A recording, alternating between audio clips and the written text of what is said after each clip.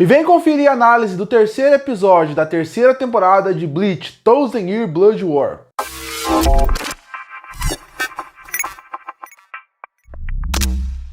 E o terceiro episódio começa da mesma forma que o último terminou, porque pra quem não lembra, o último episódio termina com o Ichigo matando o Rei das Almas e logo depois disso focando na surpresa de todos, principalmente do Urahara. E aqui a gente começa com eles ainda surpresos com aquela morte e o Ukitake tendo que tomar uma atitude. Ele chega na frente das pessoas, tira o seu kimono, que representa que ele é um dos capitães, e ele fala que não acreditou que o Deus da alma, Rei das Almas poderia perder e que ele teria que chegar naquele nível. A partir daí, ele começa a falar algumas frases com a espada apontada para frente e algo estranho começa a acontecer com ele. Algo preto começa a aparecer em volta do seu corpo. E logo depois disso, a gente começa um flashback para finalmente entender um pouco mais quem é o Ukitake, qual é a sua origem e mais do que isso, como começou sua doença que existe desde a primeira saga do mangá que ele aparece até agora. E começa com ele doente e seus pais na frente de algo que parece um totem representando um deus com uma mão.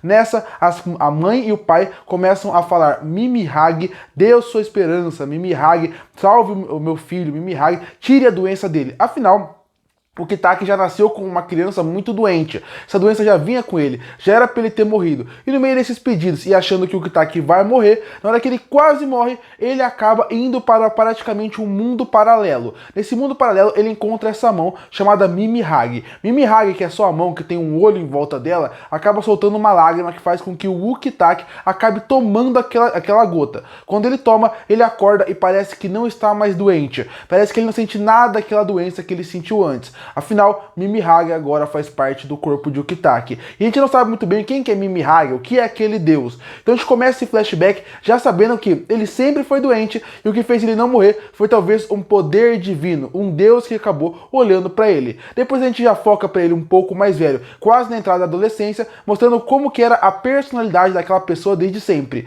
O Ukitake sempre se preocupou com todos que estavam à sua volta, desde crianças a adultos, adultos a pessoas mais velhas. E ele acaba explicando que ele é alguém que vai fazer parte do grupo dos Shinigamis, ele acaba até convidando alguém da vila que mora com ele pra ir, mas ele não quer ir, e a gente já pula um pouco mais pra frente. Pulando um pouco mais pra frente, a gente já vê ele praticamente quase na fase adulta, onde ele praticamente já é um Shinigami, e ele tá treinando num lugar exclusivo e principal, porque Shisui e também o Ukitake, que são melhores amigos, estão treinando junto, estão pela primeira vez se encontrando para treinar, numa sala que também tem o Nohana e também Yamamoto muito mais novo, aquele visual que parece que é da guerra, aquele cabelo preto, também aquela marca um pouco mais séria na feição e com o olho aberto. Eles acabam treinando numa sequência lindíssima de animação, onde o Ukitake e o Shisui acabam mostrando suas habilidades, é muito legal essa sequência.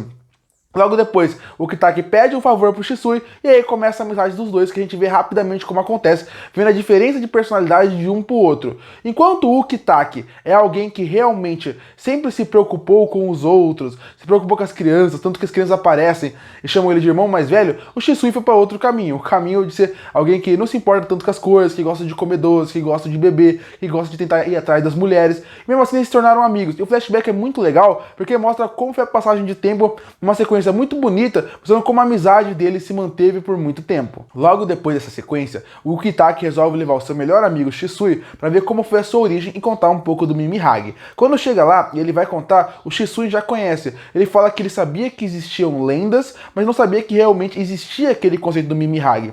E o que é o Mimi-Hage?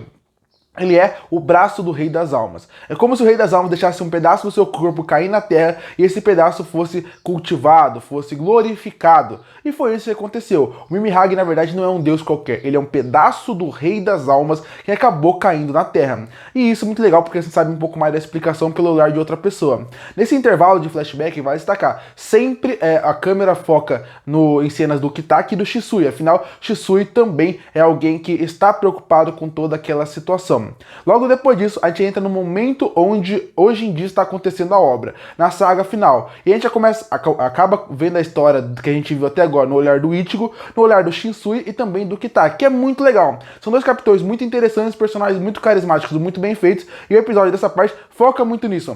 Desde a morte do Yamamoto até a morte do Nohana, a gente vê ela se despedindo do Ukitake, a gente vê um momento muito bonito do Shisui se despedindo do Yamamoto. É um flashback bem interessante nessa parte, que também também mostra o diferente caminho de guerreiro que cada um tomou. Logo depois disso nós temos a morte do Kitaki. O Kitaki ele acaba se sacrificando, falando que ele sempre esperou esse momento desde o momento que ele nasceu, o momento que o Rei das Almas iria precisar dele. E a partir daí ele faz isso, ele se sacrifica, ele faz com que todo mundo ali, todos os seus órgãos acabem se deteriorando para poder fazer com que o Rei das Almas sobreviva. Nesse ponto tem um discurso bem interessante, onde ele praticamente fala que a Rukia vai ser a próxima capitã do seu esquadrão porque ela tá morrendo, ele se despede das pessoas e a partir daí eles falam as frases e o seu corpo acaba se deteriorando. Nesse ponto, enquanto ele faz isso, o Shinsui está indo para um lugar misterioso, uma caverna. E nessa caverna ele fala que ele vai ter que resolver também os seus problemas. E nesse ponto, antes do Kitaki morrer, ele se destaca.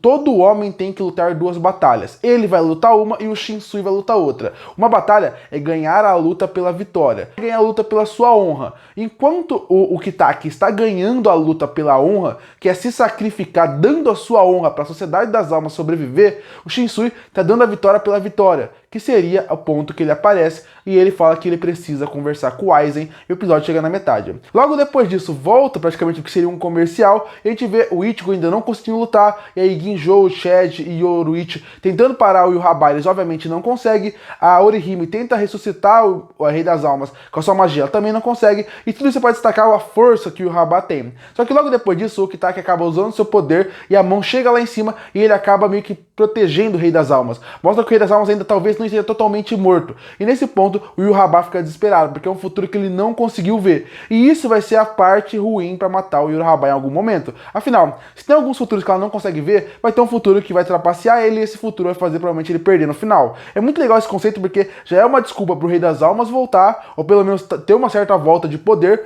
e ao mesmo tempo já mostra talvez como seja a queda do Yuraba. Gostei muito dessa sequência. E logo depois o episódio fica focado no Shinsui conversando com o Aizen. Essa conversa é bem interessante porque não tem muito o que descrever sobre elas, mas assistindo é muito interessante. Como é aquela tensão do Aizen tá na frente deles, como que o Shinsui usa aquela parte mais de conversar, de convencer ele naquela parte. Porque o Shinsui pode liberar 3 partes do corpo do Aizen: a boca, o olho esquerdo e também a perna direita. A partir daí o Aizen já consegue andar com sua Reiatsu até certo ponto para conversar com o Shinsui. E fica uma conversa interessante. Enquanto o Shinsui tá sentado, o Aizen tá de pé. E essa sequência é muito boa, muito bem dirigida, porque quem que está no nível de poder nessa hora? É o Shinsui que está sentado ou o Aizen arrogante na frente dele? A câmera sempre deixa essa discussão e é muito legal como o episódio brinca com isso. E no final, fica aquele convencimento de o Shinsui provavelmente vai convencer o Aizen de que ele vai ter que ajudar a Soul Society e o episódio se encerra. Eu amei esse episódio de Bleach. A pior parte do episódio foi a luta da Yoruichi, do Ginjo e do Shed, que foi muito mal feito em questão de animação, mas quando você pensa fora disso, o resto tá excelente. O flashback do Kitaki é ótimo, a parte que você conhece a origem dele é ótima, o conceito de cultura, endeusamento do Rei das Almas é excelente, mostra muito sobre tudo que envolve a parte mais fora da Soul Society, que eu gosto muito, então realmente é um ótimo episódio. É bom a parte do flashback, é bom a parte da explicação, é bom como mostra um deus para aquele mundo, é legal ver a amizade do Shinsui com o Kitaki, e na segunda parte ainda tem a volta do Aizen, que é outro grande momento, uma sequência muito bem feita e muito bem construída. Mais um excelente episódio, onde os três foram excelentes. Curte pra fortalecer o canal, se inscreve para não perder os próximos vídeos. E aí, o que achou do novo episódio de Bleach? Gostou ou não? Comenta aqui embaixo. Eu volto no próximo vídeo.